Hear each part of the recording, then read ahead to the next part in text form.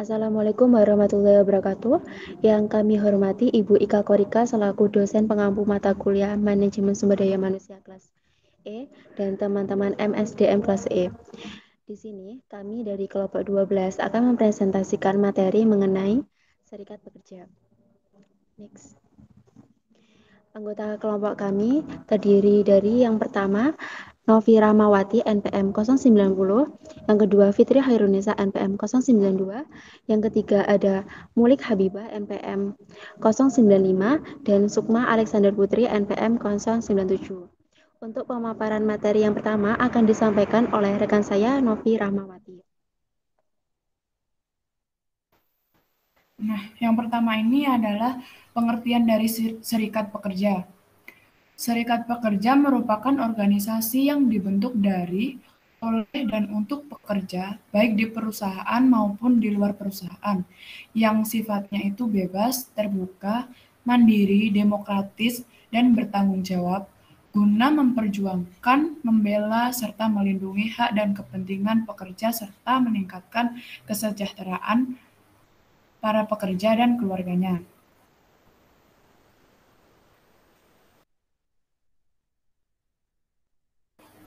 Nah, tujuan dari didirikannya serikat pekerja ini adalah yang pertama, menjamin dan meningkatkan standar hidup atau status ekonomi anggotanya. Yang kedua, meningkatkan dan menjamin keamanan individual dari ancaman dan situasi yang muncul karena fluktuasi pasar, perubahan teknologi, atau keputusan manajemen. Kemudian yang ketiga adalah mempengaruhi hubungan kekuasaan dalam sistem sosial dengan cara yang mendukung dan tidak merugikan perkembangan dan tujuan serikat pekerja. Yang keempat, memajukan kesejahteraan semua pihak yang bekerja untuk kehidupan, baik itu anggota serikat pekerja ataupun bukan. Nah, yang kelima, menciptakan mekanisme untuk menangkal penggunaan kebijakan dan praktik yang subjektif dan sewenang-wenang di tempat kerja itu.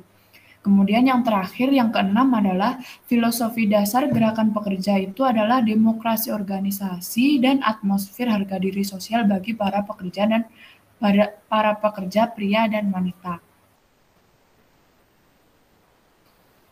Nah, di sini terdapat beberapa tipe-tipe dalam serikat pekerja. Yang pertama adalah craft unions. Craft union itu serikat karyawan yang anggotanya terdiri dari para karyawan atau para pekerja yang mempunyai keterampilan yang sama, seperti misalnya tukang-tukang kayu. Kemudian yang kedua ada industrial unions. Industrial unions itu serikat karyawan yang dibentuk berdasarkan lokasi pekerjaan yang sama.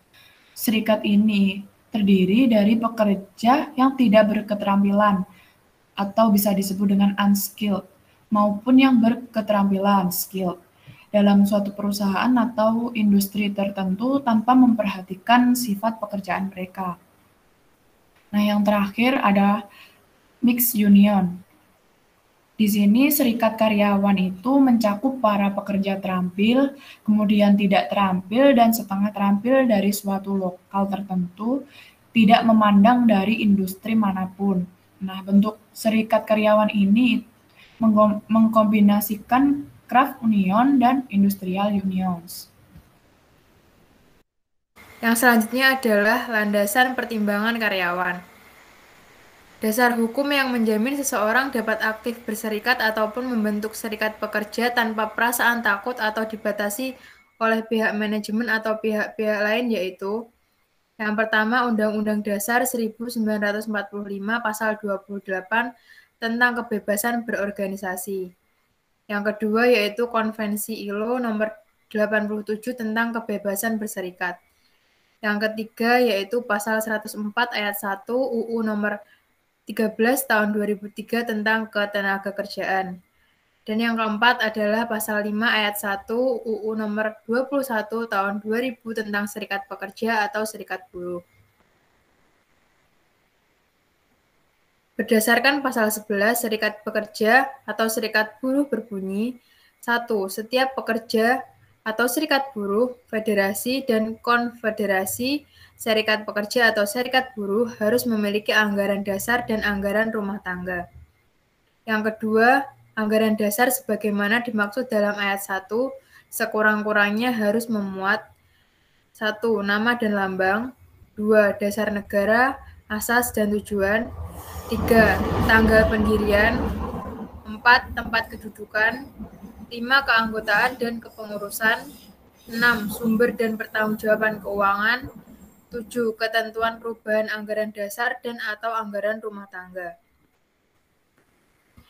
Yang selanjutnya adalah langkah-langkah pihak manajemen. Menurut Gary Dessler, langkah-langkah yang dilakukan oleh pihak manajemen adalah melalui dorongan dan pemilihan serikat pekerja. Serikat pekerja mencoba untuk diakui mewakili karyawan, untuk melindungi diri mereka sendiri dan majikan mereka. Supervisor perlu memahami 5 proses. Yang pertama adalah kontak awal. Selama tahap kontak awal, serikat pekerja menentukan minat karyawan dalam pengorganisasian dan membentuk komite penyelenggara. Yang kedua adalah mendapatkan kartu otorisasi. Langkah selanjutnya bagi pengurus serikat pekerja adalah mencoba meminta karyawan untuk menandatangani kartu otorisasi. Yang ketiga adalah adakan audiens. Setelah serikat mengumpulkan kartu otorisasi, salah satu dari 3 hal dapat terjadi. Jika majikan memilih untuk tidak menentang pengakuan serikat pekerja sama sekali, maka para pihak tidak perlu mendengar dan diadakan pemilihan persetujuan khusus. Yang keempat adalah kampanye. Selama kampanye yang mendahului pemilihan, serikat pekerja dan pemberi kerja meminta karyawan untuk memberikan suara mereka. Yang kelima adalah pemilihan.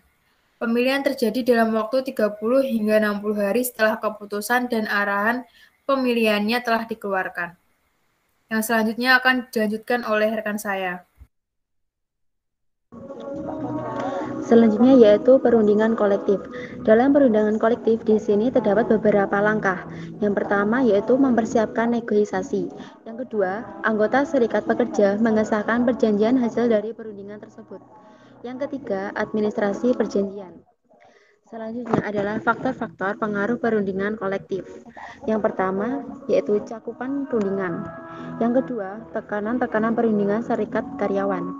Yang ketiga, kesediaan perusahaan. Selanjutnya yaitu teknik untuk mempersiapkan perundingan. Teknik untuk mempersiapkan perundingan ini ada 2. Yang pertama yaitu menyediakan data dan yang kedua adalah dengan menggunakan survei sikap. Next.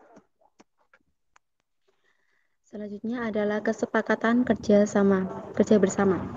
Kesepakatan kerja bersama atau KKB sekurang-kurangnya harus memuat yang pertama, hak dan kewajiban pengusaha. Yang kedua, hak dan kewajiban serikat pekerja serta pekerjaan. Yang ketiga, tata tertib perusahaan. Yang keempat, jangka waktu berlakunya KKB. Yang kelima, tanggal mulai berlakunya KKB. Yang keenam, tanda tangan para pihak pembuat KKB, fungsi kesepakatan kerja bersama. Selanjutnya akan dilanjutkan oleh rekan saya.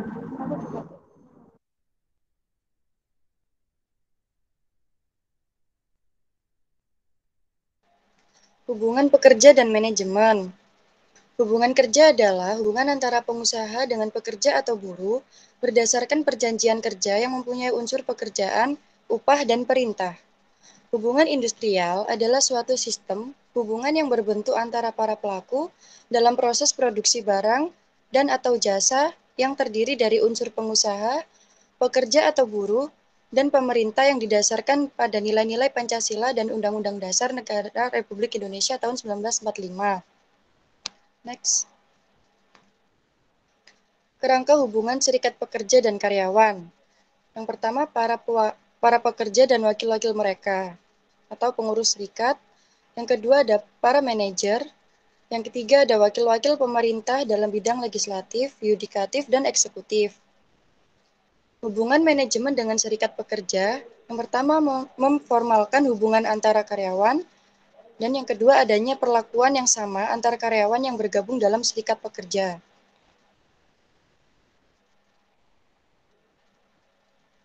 Next. Tindakan disiplin dan pengaduan. Tindakan disiplin adalah pengurangan yang dipaksakan oleh atasan terhadap imbalan yang diberikan organisasi karena adanya kasus tertentu.